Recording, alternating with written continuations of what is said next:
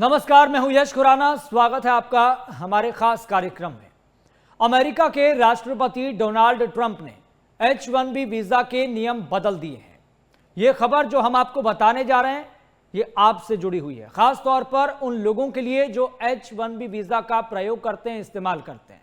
अब कुछ H-1B visa धारक अमेरिका में गैर इमिग्रेंट वर्कर के रूप में सीधे एंट्री नहीं ले पाएंगे। नए आवेदन के साथ $1 लाख यानी कि 88 लाख रुपए से ज्यादा की फीस देना अब जरूरी हो जाएगा। तो $1 लाख की नई फीस कंपनियों के लिए खर्च काफी बढ़ा सकती है। हालांकि बड़ी टेक कंपनियों के लिए यह कोई बड़ी समस्या नहीं होगी, इस बात में कोई दोहराई नहीं है, क्योंकि वे टॉप प्रोफेशनल्स के लिए भारी खर्च करती रहती हैं। लेकिन इससे छोटे टेक फर्म या फिर स्टार्टअप दबाव में आ सकते हैं। वहीं व्हाइट हाउस के स्टाफ सेक्रेटरी विल शार्फ ने बताया कि H-1B non immigrant visa programme उन वीजा सिस्टम में से एक है जिसका सबसे ज्यादा दुरुपयोग हुआ है या फिर होता रहा है। इस वीजा का मकसद यही है कि ऐसे हाईली स्किल्ड लोग अमेरिका में काम कर सकें जिनके काम अमेरिकी कर्मचारी नहीं करते।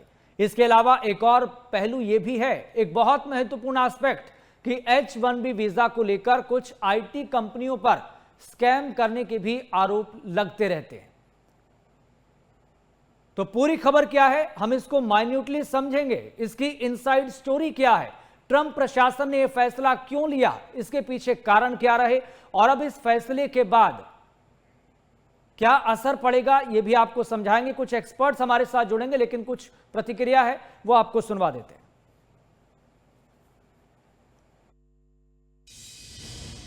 We need workers, we need great workers, and this pretty much ensures that that's what's going to happen. I think, Sean, do you agree with that? Well, they're $100,000 per year. So the whole idea is no more will these big tech companies or other big companies train foreign workers. They have to pay the government $100,000, then they have to pay the employee. So it's just not economic. If you're going to train somebody, you're going to train one of the recent graduates from one of the great universities across our land. Train Americans, stop bringing in people to take our jobs. That's the policy here. $100,000 a year for H-1B visas, and all of the big companies are on board. We've spoken to them about the gold card. They love it. They love it. They really love it. They need it. They go to reduce taxes, pay off debt, and other good things. So I think it's going to be very successful.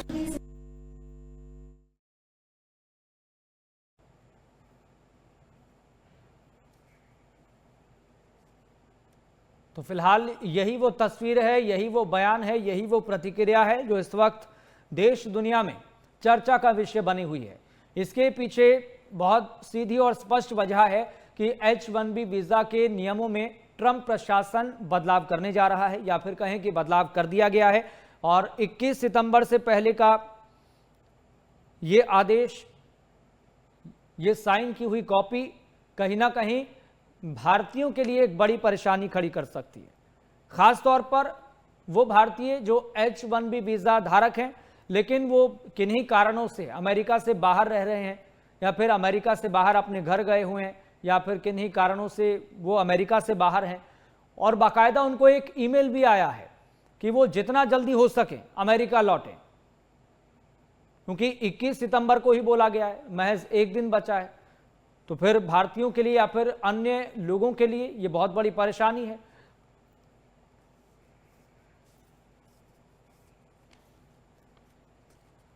तो इस पर हम चर्चा करेंगे। Expert हमारे साथ जुड़ गए हैं। हमारे साथ अरविंदर पाल सिंह जुड़ गए हैं, इमिग्रेशन एक्सपर्ट हैं। सर, आपका बहुत बहुत स्वागत है हमारे खास कार्यक्रम में। हमारे साथ तरविंदर सिंह जुड़ गए हैं, इमिग्रेशन एक्सपर्ट है। सर, आपका भी बहुत बहुत स्वागत है हमारे इस खास कार्यक्रम में। बहुत शुक्रिया sir, thank you so much. Arvinder ji, चर्चा की शुरुआत मैं आपसे करना चाहूंगा। हम इससे पहले भी चर्चा करते रहे हैं कुछ विषयों को लेकर MH1 न्यूज पर।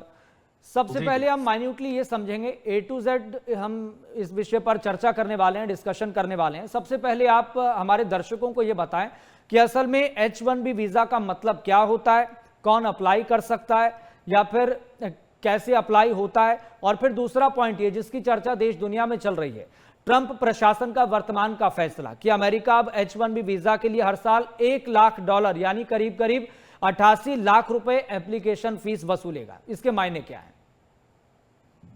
Sir basically this is a working professionals visa. जितने लोग यूएस में काम करते हैं और उन सब, ये हाईली स्किल्ड प्रोग्राम है जिसके तहत बहुत सारे जो हाईली स्किल्ड प्रोफेशनल्स हैं पूरी दुनिया से यूएस कंपनीज में काम करते हैं, उनको H1B वीजा लेना होता है और हर साल इसका कोटा इशू होता है। और करंटली हमें सबसे ज्यादा फर्क क्यों पड़ता है, बिकॉज लगभग 70% इस वीजा को ऑब्टेन करने वाले सिर्फ इंडियंस हैं।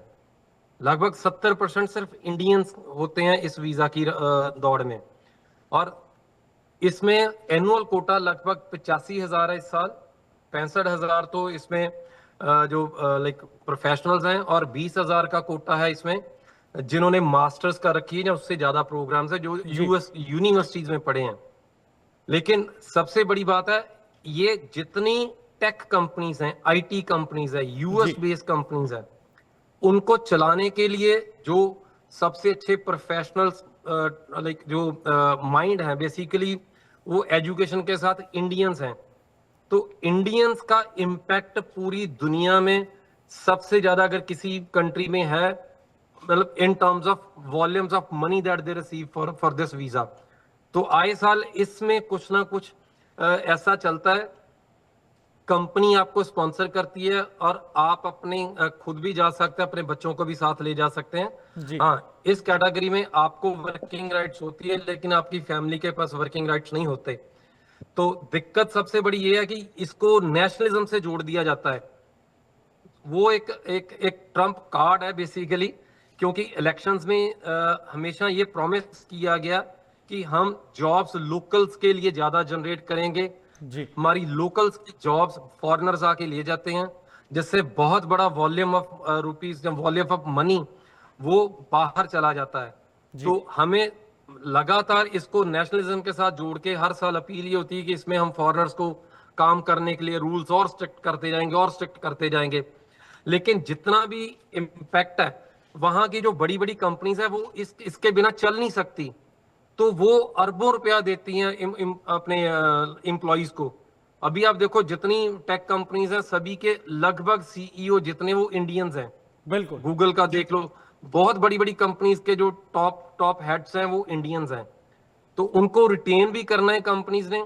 और अभी ये नेशनलिज्म के साथ इसको जोड़कर ये फीस तो बढ़ा दी है, लेकिन अल्टीमेटली ये फीस कंपनी ही उनकी पे करेगी, ये यूएस वाली कंपनी है। और अगर यूएस वाली कंपनी पे कर रही है तो इसका इसका जो वेट है वो कंपनी वॉल्यूम पैसा जनरेट करेगी अमेरिका से ही।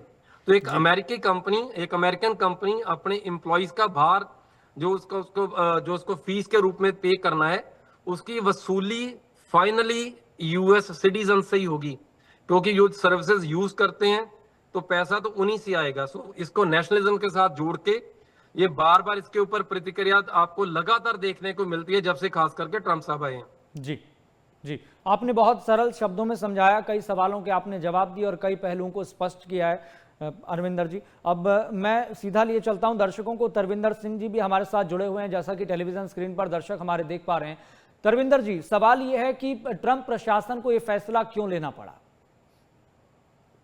सबसे पहले तो सर मैं MH1 चैनल का बड़ा थैंक यू करता हूं, क्योंकि उसका कारण क्या है, जो इन्फॉर्मेटिव वीडियोस और जो करंट ट्रेंड है किसी भी चीज का, वो आप डिस्कशन उसके जो एक्सपर्टाइज होते हैं उनके साथ आप डिस्कस करते हैं और दर्शकों को जो नई जानकारी है वो उन तक पहुंचती है। तो जो रहा आपके सवाल का जवाब, देखिए मुझे जहां तक मेरी सेंस है जब से ट्रंप जी आए हैं, वो ऑब्वियसली बात है इनका, मैं अरविंदर जी की बात से सहमत हूं, ये अपने इलेक्शन में जो उन्होंने कमिट किया था यूएस के पीपल के साथ, उसको किसी ना किसी रूप में वो इम्प्लीमेंट कर रहे हैं। अब इम्प्लीमेंट का सबसे जो सीधा असर है, मुझे तो लगता है हिट लिस्ट में सबसे ज्यादा इंडिया है, भारत हमारा जी। अब उन्होंने क्या किया है भी, जब हम अपने रूल स्ट्रिक्ट करेंगे, अब देखिए सीधा तो किसी को वो बोल नहीं सकते भी हमारे यूएस में आप ना आओ, अब कोई ना कोई बहाना तो चाहिए, ठीक है। ये कहता 4-5 साल से पहले 63,000 एक लॉटरी टाइप ये निकालते थे, जिसमें हम उनको ड्रॉप के रूप में निकालते हैं मार्च में, और अप्रैल में इनका ये सारा निकलता था। अब इन्होंने क्या किया, धीरे धीरे जो पॉलिसी थी वो तो इन्होंने पहले सोची हुई थी, लेकिन अपने इलेक्शन से पहले ट्रंप जी ने सारे का सारा ही इसको राइट डाउन करके रखा हुआ था। और उसके बाद जैसे टैरिफ वाला सीन आया, फिर इन्होंने इंडिया के जो स्टूडेंट्स हैं, आप चेक करिए, इंडिया के स्टूडेंट्स को भी उन्होंने बोल दिया है भी आप पढ़ो और just go back to your country, या जिसने कॉलेज और यूनिवर्सिटी चेंज की उसको भी हम लोग मॉनिटर करेंगे और उसके हित में कोई फैसला नहीं लिया जाएगा, उनको फैसिलिटी स्टूडेंट वाली नहीं दी जाएगी अगर किसी ने चेंज किया तो। अब H1 जो क्लास थी वो ये सीन था भी अगर कोई क्वालिफाइड बंदा स्किल्ड जो है, जैसे अरविंदर जी ने बोला, तो वो सारे वर्ल्ड से यूएस में आ सकता है, लेकिन इंडिया का तकरीबन 70 to 80% जो कैटेगरीज हैं, चाहे वो मास्टर्स प्रोग्राम या उन्होंने सिंपल ग्रेजुएशन की हो, वो यूएस के लिए वीजे के लिए एलिजिबल हो जाता है। अब लेकिन इन्होंने क्या किया, इन्होंने इसको दूसरे रूप में थोड़ी सख्ती की है, हर बिजनेस ट्रेड के टैरिफ के साथ साथ बेसिकली ये एक H1B के लिए एक टैरिफ लगा दिया, ठीक है। अब इसका प्रभाव क्या है भी, जो इन्होंने 88 लाख रुपया, $1 लाख इन्होंने कहा, वो आप देखिए सिर्फ 1 साल के लिए है। मतलब 1 साल में जो इनका $1 लाख रहेगा, तो क्या जो दूसरा साल आएगा तो उसका फिर क्या करना है? फिर दूसरा साल अगर कोई वो स्टे करेगा, फिर तीसरा साल क्या करना है? अब ये देखिए इन्होंने क्या किया है भी, अपने ना प्रोमिसेस पूरे करने के लिए या यूएस की जनता को दिखाने के लिए, या थोड़ा सा आपको पता है भी दूसरे कंट्री को अपना थोड़ा सा ईगो दिखाने के लिए इन्होंने ये सारा कुछ किया है, जिससे अपना तो रेवेन्यू जनरेट हुआ होगा लेकिन एक पंथ 3 काज ये हो जाएंगे, तो इसलिए किया। लेकिन इसका इम्पैक्ट असल में इसका इम्पैक्ट यूएस में क्या पड़े ना पड़े वो तो वो जाने, ठीक है, लेकिन इंडिया के ऊपर तो इसका इम्पैक्ट पड़ेगा सर, काफी पड़ेगा, क्योंकि 3-4 तो कैटेगरीज हैं। 10 साल का वीजा देते थे, अब वो भी कानून लेके आ रहे हैं भी आपको सिर्फ जितनी देर रहना 6 महीने का आपको मिलेगा, जस्ट लाइक कनाडा, है ना। तो लेकिन तरविंदर जी, आपको नहीं लगता, ये मेरा सवाल आप दोनों से है। अरविंदर जी, मैं सवाल आपसे भी पूछूंगा, आप भी जवाब दीजिए, लेकिन अभी ये सवाल तरविंदर जी से। तरविंदर जी, लेकिन आपको नहीं लगता कि ये आईटी कंपनियों पर पहले स्कैम करने के आरोप लगते रहे हैं कि आईटी कंपनियां कुछ स्कैम करती थी, इस H1B वीजा के जरिए लेबर को बुलाती हैं और पैसा ज्यादा भी नहीं देती, फिर समय से पहले वापस भेज देती हैं। इस स्कैम को छुपाने के लिए, इस इरेगुलरिटी को छुपाने के लिए ट्रंप प्रशासन को यह फैसला लेना पड़ा। सर मुझे एक चीज बताइए, आप अपने अपने दिमाग पे जोर लगाइए, या जो भी दर्शक हैं जो देख रहे हैं, स्कैम कहाँ नहीं होता, ठीक है। कनाडा में नहीं हुआ, यूके में नहीं स्कैम हुआ कॉस्ट के नाम पे। अब ये बताइए, कंपनी ने कॉस्ट रिलीज किया, उसके बाद कंपनी ने अपना विड्रॉल ले ली, कनाडा में LMIA के ऊपर था, अब आ गया यूएस से। शेंगन में तो यही प्रोसीजर है भी, कहते हैं इतनी सैलरी मिलेगी इतनी, लेकिन सिस्टम क्या है सर भी, ये चीजें बिहाइंड द सीन सारी चल रही थी और चलती रहेंगी। सिस्टम क्या है, जब नजर में आ गया ना चीज, या जब गवर्नमेंट ने सोच लिया भी मैं, इन्होंने क्या किया है, इन्होंने सबसे पहले जब कोई रूल बनाना ना, तो देखते हैं कि उस रूल में क्या खामियां क्या है, हम उसको ही टारगेट करेंगे, ठीक है। इतनी देर से ये कोई H1B आज का थोड़ा है सर, आज का थोड़ा, कब से ये शुरू हुआ है, ठीक है। आज ही नजर में क्यों आया? अब ये सोचिए, आज ही नजर में क्यों आया इतनी देर बाद जाके, ठीक है ना सर। गवर्नमेंट से छुपा हुआ कुछ नहीं होता, कुछ भी। जो वहां से लेके सारा संसार अपने अंडर में लेके चलते हैं, तो क्या उनको आईटी कंपनी का नहीं पता होगा सर? मुझे ये बताइए, सिर्फ ये सर एक डिप्लोमेटिक चीज है और कुछ नहीं। जब इन्होंने ये सारा करने के बाद उसको ठीक करना है, तो उसको ठीक करने के लॉजिक भी दे देने, बस ये चीज है। अरविंदर जी, मतलब स्कैम होता है और एक इरेगुलरिटी है सर। ऑब्वियसली कोई भी काम है दुनिया का, तो जैसे for the motion against the motion, हर एक चीज में जो फ्रंट मतलब एक रूल बनता है, उसका दूसरा एंगल हमेशा निकलता है। लेकिन जब भी कोई नेशनल जब बड़े देश बात करते हैं, तो वो ऐसे छोटी चीजों में बात नहीं करते। अगर मेरा सिस्टम है, I am the policy maker, तो I know how to mend it. तो ये बेसिकली जो व्हाट आई अंडरस्टैंड इज कि ये इतना बड़ा नंबर भी नहीं है। मतलब आप सोचो ना कि लगभग 1 लाख के आसपास 85,000 का कोटा है पूरे साल में, इतना बड़ा नंबर्स नहीं है इनका। और वैसे यूएस का, अगर इंडिया का वीजा कोटा आप सोचोगे, तो इंडिया को 14 लाख वीजा एक साल में मिल जाते हैं इंडियंस को, जो B1 B2 वाले वीजाज हैं। उनकी तादाद देखिए, हर महीने में लाख वीजा मिल जाता है। ये पूरे साल में 80-85 हजार वीजाज हैं और 65,000 वीजाज है रादर, बिकॉज 20,000 तो वहां पे पढ़ने वालों को मिलेगा। हाँ, और उसमें से 70% अगर इंडियंस की बात की जाए, अभी इस समय 7-8 लाख लोग ने यूएस में जो H1 पे हैं, 4 लाख के आसपास इंडियंस हैं अभी जो वहां पे, और ये आज के नहीं गए, ये बड़े पुराने लोग हैं। और कंपनीज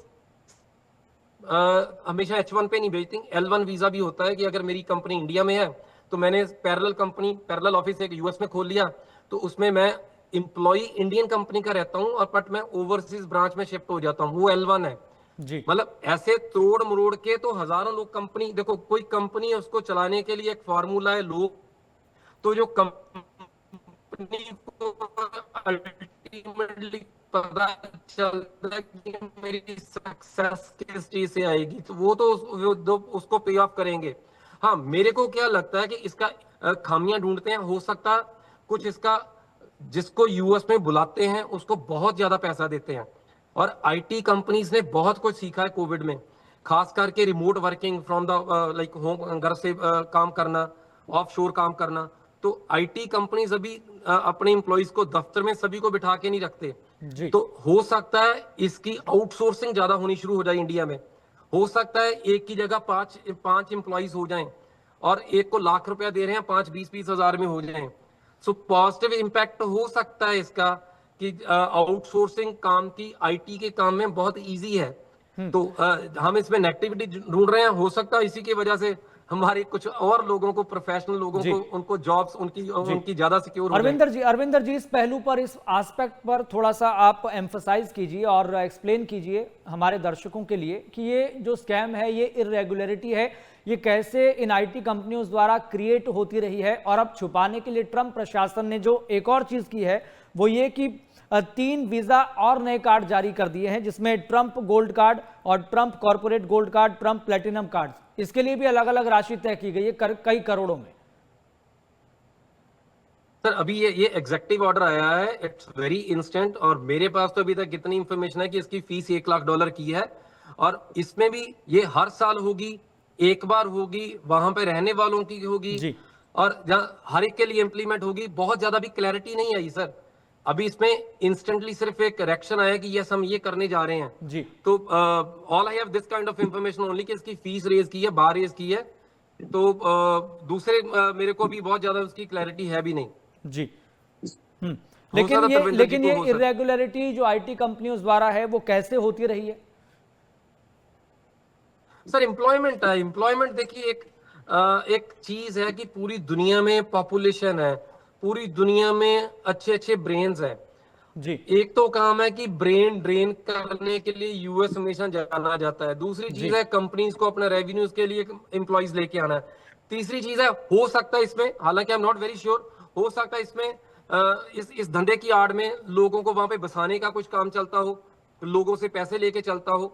लेकिन ये इतना बड़ा वॉल्यूम है मेरे ख्याल में, बिकॉज इसमें सैलरीज बहुत ज्यादा होती हैं। एक तो उन्होंने बार तैयार कर रखी है कि इसमें नॉर्मल सैलरीज नहीं है, तो उसके टैक्सेशन उस हिसाब से करना, इरेगुलरिटीज का नाम ज्यादा है मेरे ख्याल में, इसमें इतनी ज्यादा इरेगुलरिटीज है नहीं कुछ भी, इसको नेशनलिज्म वाला फंडा ज्यादा है, क्योंकि आप कितने लोगों से पैसे लेकर उनको माइग्रेट करा दोगे, वो इतना बड़ा नंबर तो है नहीं, जितनी उनके पास सीट्स हैं, हर कंपनी के पास कोटा है, कितने आदमी रख सकते हैं कितने नहीं रख सकते हैं, उसमें से को फेक सेलिंग होती होगी, मेरा इसमें बहुत ज्यादा मानना नहीं है।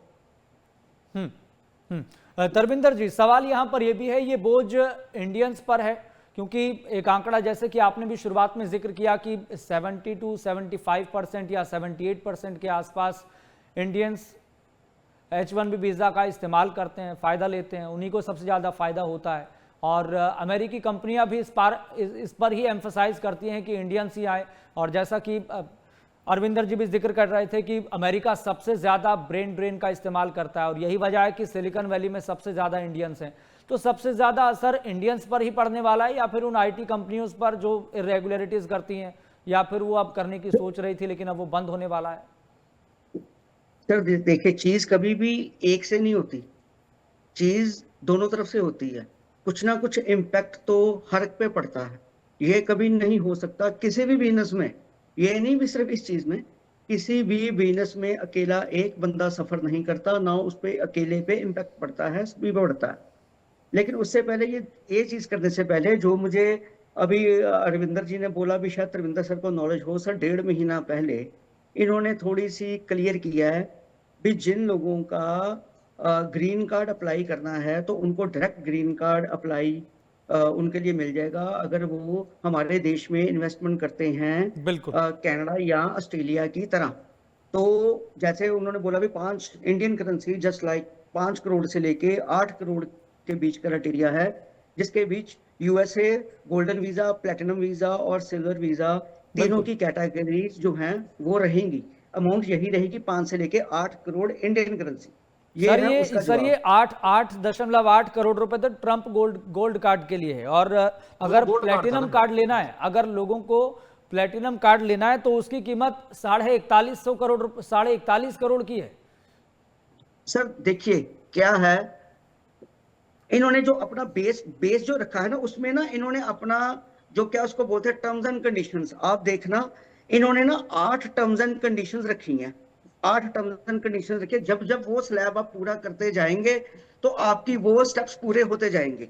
इन्होंने, हमें तो उम्मीद थी भी शायद ये अपना इसको चालू करेंगे जनवरी 2026 से, ठीक है, और 31 दिसंबर 2025 तक इसको पूरा इसका रूल बना के मार्केट में उतार देंगे भी ये है हमारा प्रोसीजर। तो मुझे तो सिर्फ लगा था भी सिर्फ 5 और 8 के बीच ही सारा रहेगा, जस्ट फॉर एंट्रेंस। आगे जो जो चीजों की फैसिलिटी देते जाएंगे तब तक आप पैसे भरी जाइए और इनकी फैसिलिटी लेते जाइए। और सर तो, जी दूसरा जो आपने कहा है जो आईटी सेक्टर पे इम्पैक्ट और इंडियंस पे इम्पैक्ट, तो सर वो है दोनों पे इम्पैक्ट रहेगा। और वो इम्पैक्ट क्या रहेगा, वो ये रहेगा, एक तो जब यहाँ पे वहां के जो एम्प्लॉयर्स यहाँ के एम्प्लॉय उठाते थे, जैसे जो हमारे माइंड में है यहाँ से पैसे लेके, ज्यादा पैसे लेके तो फिर वहां पे उनको ट्रांसफर करते थे। अब सर जो काम करने वाले हैं, जो वाकई वहां पे रियल जॉब करने वाले हैं, तो उनको भी तो पता होगा भी हमारे लिए ये 1 साल का 88 लाख रुपया वो पे करने लगे हैं। जैसे किसी का पैकेज लगा फॉर एग्जाम्पल 1 करोड़ रुपए का, एग्जाम्पल दे रहा हूँ, यानी कि महीने का आप लगा लो भी 8 लाख रुपया महीना, 12 और 96, हाँ बिल्कुल ठीक है, 8-8.5 लाख रुपया 1 करोड़ का पैकेज लगा। अब वो कंपनी उनको ये बोलती है अगर मैं तुम्हें यहाँ पे बुलाती हूँ, इतना पैकेज तुम्हें देती हूँ, तो पहले जो मैंने आपके नाम पे फीस भरी है, ठीक है, उसका क्या करना है। तो ऑब्वियसली बात है उस डील पे तो ये इम्पैक्ट रहेगा सर, ठीक है। तो वो जो कंपनी है आगे वो अपने एम्प्लॉय के साथ वो इस हिसाब से ही नेगोशिएट करेगी। रास्ता तो सब निकलना ही है ना, रास्ता नहीं निकालेंगे, जेन्युइन सारा चीजें चलेंगी, वो नहीं होनी। वो तो इन दोनों को ही बैठ के आपस में या फिर दोनों सफर करें या दोनों मिलकर रास्ता निकालें, अगर इन्होंने वहां पर पहुंचना है या उन्होंने काम करवाना अपना तो जी। उसके अलावा थर्ड वे कोई नहीं रहेगा थर्ड वे, यही 2 वे हैं बस। ठीक है जब तक ये एडजस्टमेंट नहीं होगी, ये प्रोसीडिंग नहीं होगी आगे। ठीक है अरविंदर जी, एक पॉइंट और ये भी है, क्योंकि मैं इस पूरे मामले में रिसर्च कर रहा था तो आंकड़ा निकलकर ये भी सामने आया कि 2023 में H1B वीजा लेने वालों में 1,91,000 भारतीय थे। 2023 की मैं बात कर रहा हूँ। 2024 में आंकड़ा और बढ़ गया 2,07,000 के आसपास, वो भी भारतीयों को ही मिला। और अगर एग्जैक्टली बात करें कि किस देश के लोगों के पास कितना आया, तो उसका भी एक डाटा था और उसमें पता लगा कि सबसे ज्यादा भारतीयों को ही मिला। उसका एग्जैक्टली अगर डाटा हम बात करें तो 73% के आसपास, चीन में 12%, फिलीपींस 1%, कनाडा 1% और जो साउथ कोरिया है वहां भी 1% का डाटा है और बाकी सारे देशों का मिला के 12% था। मतलब भारतीयों को ही सबसे ज्यादा फायदा होता है इस चीज का। लेकिन फिर मुझे हंसी इस बात पर आती है सर कि फिर ट्रंप का कुछ दिन पहले का बयान जिसमें वो इंडियन इकोनॉमी को डेड इकोनॉमी बताते हैं और फिर यहीं से ब्रेन ड्रेन करके इंडियंस को ले जाते हैं। सर आप अगर स्टैट्स पे बात करोगे तो इंडिया का इम्पैक्ट इतना है यूएस में, you can not believe it. तो एक तो हम सेकंड नंबर पे हैं वहां पे, सेकंड की थर्ड नंबर पे हैं जो एथनिक ओरिजिन से बाहर से लोग आए हुए हैं। और सबसे बड़ी बात, जितने लोग इंडियंस यूएस में रहते हैं, I am talking about general people, जितने लोग यूएस में रहते हैं इंडियंस, उनमें से लगभग 70%, 67% लोग ग्रेजुएट्स हैं जो यूएस में बेसिकली पढ़े लिखे लोग गए हैं। हम देखते हैं ना बहुत सारी मार्केट्स में, बहुत सारी इकोनॉमीज में हम हमारे यहाँ से ड्राइवर्स जाते हैं, हमारे यहाँ से लेबर जाते हैं। जी। यूएस में ऐसा नहीं है। यूएस में हमारी जो जो पढ़ी लिखी क्लास है वो है। और अगर दूसरा एक और डाटा निकालोगे आप कि वहां पे इस इकोनॉमी ने economic contribution in terms of making money, तो जो इंडियंस है वो पूरी दुनिया के लोग जो यूएस में बसे हैं और वर्सेस इंडियंस इन यूएस, इनकी इनकम डबल है उनसे। तो हम सबसे ज्यादा पैसा कमाने वाले लोग हैं, बिकॉज ऑब्वियसली पढ़ाई लिखाई का काम तो आएगा। तो और जिस कैटेगरी की हम बात कर रहे हैं ये तो है ही एग्जैक्टली पढ़े लिखे लोगों का काम। तो इंडियंस का ब्रेन है। यस, यूएस को अगर सिलिकॉन वैली बनाया तो वो ये बेसिकली इंडियंस ने बनाया।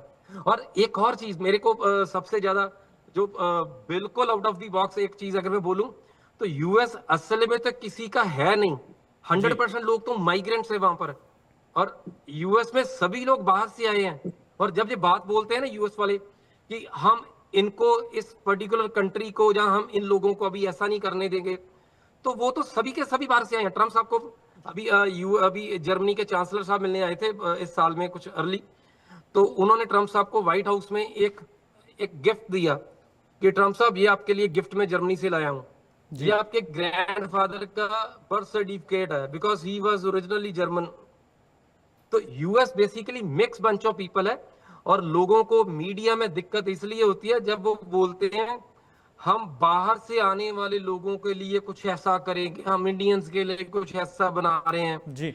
तो इसलिए ये डिबेटफुल रहता है कि बाहर से तो सभी आए हैं, बात पर्टिकुलरली एक ही कोई कैसे कर सकता है। और ट्रम्प साहब की जितनी कंट्रोवर्सीज है वो सभी इसी से शुरू होती हैं। व्हेन ही सेज कि नहीं अमेरिका फर्स्ट। अमेरिका तो बना ही पूरी दुनिया का मुल्क है, पूरी दुनिया का एक साझा मुल्क है। बिल्कुल। और फैक्ट तो ये भी यहाँ पर ये है कि ट्रंप लगातार ये बात कहते रहे हैं कि मेक अमेरिका ग्रेट अगेन वो करना चाहते हैं अगेन। और एक अभियान वो चला रहे हैं, अमेरिकियों के लिए अवेयर उनको कर रहे हैं। और फिर वो इंडियंस का सहारा लेके अपनी इकोनॉमी को मजबूत भी करना चाहते हैं। वो कह रहे हैं कि अगर बाहर से अगर कोई लोग आ रहा है, व्यक्ति आ रहे हैं, तो वो रिफाइंड होके आए, अच्छे स्किल्ड लोग आए, ग्रेजुएट आए। लेकिन असल में एक फैक्ट हम ये भी देखते हैं कि अमेरिका की जितनी $1 ट्रिलियन की अर्थव्यवस्था है उससे ज़्यादा का उस पर कर्ज है। और वो कह रहे हैं कि अगर ये जो वीज़ा कार्ड का हम जिक्र कर रहे थे थोड़ी देर पहले, उससे वो पैसा कमाएंगे और अमेरिका पर ही लगाएंगे। अरविंदर जी। जी जी जी सर बेसिकली यूएस, मैंने बोला कि यूएस में कार्ड की भी इन्होंने जितनी पब्लिसिटी की थी, नंबर ऑफ एक्चुअल एप्लीकेशन उसमें बहुत कम थी। मतलब वो सोल्ड आउट, जैसे जब बोला जा रहा था कि ये सोल्ड आउट होगा बिकॉज वो गोल्ड कार्ड है, जैसे कि लोग आके भर भर के इसमें एप्लीकेशन डालेंगे, वैसा वो उसका कोई इम्पैक्ट हुआ भी नहीं। हाँ, उसमें गिनती की नंबर ऑफ एप्लीकेशन थी। बिकॉज मेरे को याद है लास्ट टाइम किसी टीवी डिबेट में then I read out the data, तो उस डाटे में जो गोल्ड कार्ड का एक्चुअल इम्पैक्ट था वो बहुत कम था। और इसको अगर आप अमेरिका की बात करें सर, अमेरिका बहुत बड़ा कंट्री है। अमेरिका मतलब अगर आपको इमेजिन करना हो तो अमेरिका में 5 टाइम जोन्स हैं। लोकल डोमेस्टिक फ्लाइट 8-10 घंटे की होती है। तो look at the size of the country, look at a massive market. तो उसमें चंद लोगों के गोल्ड कार्ड खरीदने से उनकी इकोनॉमी सारी मतलब एकदम से उल्टी रफ्तार पकड़ जाएगी। और make America great again, America शुरू से ग्रेट था, अभी वो डाउटफुल हो रहा है। और एक चीज जो यूनिवर्सली एक चेंज हुई है चीज कि बहुत सारे लोगों ने, बहुत सारे पॉलिटिशियंस ने एक कार्ड खेला है जिसमें पहले था कि सबको साथ लेके चलो डेमोक्रेसीज में। अभी एक नया चीज आ गई है कि जो मेजॉरिटी है आप ब्लंटली उनकी बात करनी शुरू कर दो जी, जस्ट इग्नोर द माइनॉरिटीज। तो ये पूरी दुनिया में यही हो रहा है। अभी एक के बाद एक सभी कंट्रीज ऐसा करना चालू हो गए कि अभी हम अगर 80% पॉपुलेशन एक ही ओरिजिन की है, एक ही तरह के लोग हैं, तो हमें बस उनको खुश रखना है, हमें दूसरे लोगों की तरफ देखना ही नहीं है। तो ये एक अलग किस्म का हेट्रेड पॉलिटिक्स शुरू हो गया है। तो इसी की वजह से लोग कम्युनल हो गए हैं। अभी एक कर्क, इनके साथी थे चार्ली कर्क, उनको शरेआम गोली मार दी किसी ने बिल्कुल। बिकॉज वो बात बहुत ज्यादा वाइड, लाइक प्रो वाइड्स करते थे। तो अभी आप एक तरफा सभी को इग्नोर करके बात करोगे तो उसका जी। कुछ ना कुछ खमियाजा तो भुगतना ठीक है, पड़ेगा। ठीक है। बिकॉज डेमोक्रेसी है, सभी को जीने का हक है, सभी को रहने का हक है। तो आपको एक तरफे की बात करोगे ठीक है। तो उसके कहीं ना कहीं जाके नतीजे गंभीर निकलने वाले हैं जी। ठीक है, ठीक है। तरविंदर जी, मेरा ये आखिरी सवाल है, आप संक्षिप्त में बताइएगा, क्योंकि एक हम वो देखते हैं, जैसे आप मान लीजिए कि एक नक्शा समझ लीजिए, बाहर कोई व्यक्ति है, कंपनी है, और वो इंडिया में किसी एक्सपर्ट से या फिर किसी मीडिएटर से संपर्क करती है कि हमें लेबर चाहिए या फिर स्किल्ड लेबर चाहिए, तो फिर वो संपर्क करते हैं किसी व्यक्ति से कि जाना है तो भेज सकते हैं, H1B वीज़ा है, लेकिन वो डंकी रूट के जरिए भेजते हैं, फिर तरह तरह के वादे करते हैं कि इतने साल रहेंगे, इतने पैसे आपको देने पड़ेंगे, फिर मीडिएटर और कंपनी बीच में बांट लेते हैं। लेकिन फिर पॉइंट यहाँ पर ये आता है कि जब ये वादे पूरे नहीं होते, फिर डंकी रूट का खुलासा होता है। तो अब आपको लग रहा है कि ट्रंप प्रशासन के इस फैसले के बाद ये सब रुकेगा? संक्षिप्त में सर देखिए, बेसिकली डंकी रूट है क्या, इसके लिए सबसे समझना ये जरूरी था, डंकी रूट है क्या और क्या था। जो चीज आप बोल रहे हैं वो वाया के लिए डंकी रूट उसको हम लोग कह सकते हैं, लेकिन प्रॉपर डंकी रूट नहीं था। पंजाब में अगर हम बात करें तो जो ट्रंप जी ने अपना मैक्सिको वाला रास्ता बंद किया, क्योंकि आप जो जो चीजें आपने दोहराई है ना, वो है उसके साथ जी। सपोर्टिव चीजें हैं, पेपर्स उसके लिए हम लोग एम्बेसी में अपीयर होंगे, ठीक है। जो टर्म्स एंड कंडीशन होंगी, चाहे वो मैनिपुलेशन वाली हो, जी। चाहे वो गलत वायदे वाली हो, लेकिन एम्बेसी में तो अपीयर हुए ना, इसको हम लोग डंकी रूट नहीं जी। बोलेंगे। नहीं सर, मैंने इसलिए डंकी शुरुआत रूट में जिक्र किया, इसलिए तरविंदर जी मैंने शुरुआत में जिक्र किया कि H1B वीजा का झांसा देते हैं या फिर असल में वो दे देते हैं, लेकिन वो अपने वादों पर खरा नहीं उतरते, हम उसको बस डंकी बस रूट का बस नाम बस दे रहे हैं। बस बिल्कुल, मैं यही बात कह रहा हूं, हाँ, मैं बिल्कुल यही बात कह बिल्कुल रहा हूं। बिल्कुल बिल्कुल जी। बिल्कुल सही बात है। अगर अगर लफ्जों के हेरफेर में उलझे तो वाकई ही ये डंकी रूट ही रहा। जी। जब वो कमिटमेंट्स पूरी नहीं होनी, जी। रेपुटेशन वाली कमिटमेंट्स, देखिए जब कोई कंपनी अप्रोच करती है किसी मीडिएटर को, मान लीजिए मैं एजेंट हूँ, ठीक है, फॉर एग्जांपल, तो कंपनी ने मुझे अप्रोच किया भी ऐसे ऐसे हमारा ये क्राइटेरिया है, तो आप वहां से कोई भेजिए, जो काम करने वाले लेबर भेजिए या कोई कुछ भेजिए, चाहे स्किल्ड हो चाहे नॉन स्किल्ड हो, जी। कुछ भी ABCD। तो सबसे पहले तो मैंने उनसे ये बात करनी है, अच्छा जी इनका क्राइटेरिया क्या रहेगा, ये क्या है, इसका ऐसा पेपर जी क्या रहेंगे, बिल्कुल। उनको कितना एक्सपीरियंस चाहिए। अब उसमें से या तो सबसे पहले तो जो मीडिएटर है एजेंट, उसका उसका पहले अपना ईमानदार होना जरूरी है, ठीक है। तो उसके बाद जो जाने वाला है वो भी उस चीज को समझना चाहिए। जैसे जी। मान लीजिए मैंने किसी को बोल दिया कि भाई साहब आपको वहां पे 12 घंटे काम मिलेगा, उसके बाद ये वाली चीजें रहेंगी, उसके बाद सैटरडे संडे को ये रहेगा, उसका अकोमोडेशन या ये सारा सीन रहेगा, या पर आवर ये रहेगा, ये ड्यूटी जॉब ड्यूटी ये रहेंगी, ठीक है। अब बंदा कई बार बोलता है, कहता कहता सर हमने तो इतना काम करना नहीं है, इतना काम नहीं है, या मेरा मामा चाचा था वहां रहता, तो कंपनी को क्या बोलेंगे, उसको बोलो भी मेरे से इतना कर ले, तो 2-4 घंटे का सिर्फ मुझे इतना कर दे, बाकी को वहां पे बाय मैं होम करता रहूंगा, ठीक है। तो मैं इतने पैसे देने को तैयार हूँ, है ना, ये चीज हो जाती है। जब कंपनी को बात करते हैं तो क्या वो कंपनी जी। वाकई एक नंबर का पूरा कैंडिडेट उठा रही है, क्या वाकई उसको एम्प्लॉयज की जरूरत है, या वैसे वो रूट घुमाना चाह रही है, जैसे आपने बताया डंकी रूट, बिल्कुल। ठीक है। तो ये चीजें हो जाती है सर दो, एक हो गया जेन्युइन, एक हो गया अनजेन्युइन, ठीक बिल्कुल। है। अब जेन्युइन में से ही अनजेन्युइन की प्रोडक्शन होती है, ठीक है।